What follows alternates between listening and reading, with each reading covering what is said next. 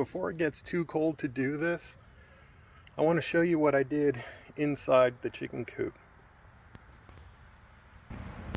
First of all, I got a little bit of water, maybe half a gallon or so, and I grabbed some shavings. Let's take a look inside and see what it looks like right now.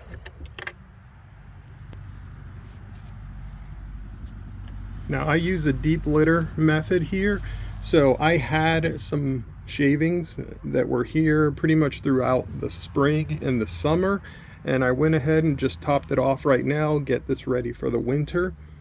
However, I didn't just throw the shavings on here. If you remember, I showed you we have that canister there. I noticed it was very powdery in here, and what I wanted to do was kind of cut down on that dust, and I wanted to help the decomposition process to help the composting, which will generate heat, help keep them warm through the winter, but I didn't want to make it too wet.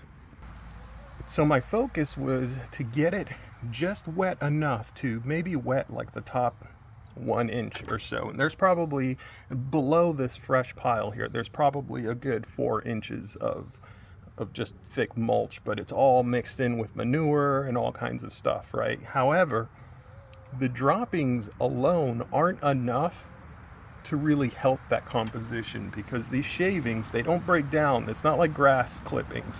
They don't break down easily. They need a lot of help.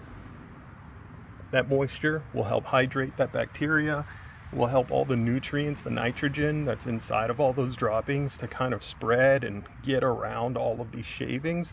Without it, there's just not enough moisture in their manure alone to help hydrate all of this carbon material.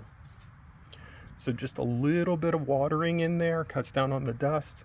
It's going to help the composition process, and of course top it off with some fresh shavings to get rid of any kind of odor that might be inside of the coop.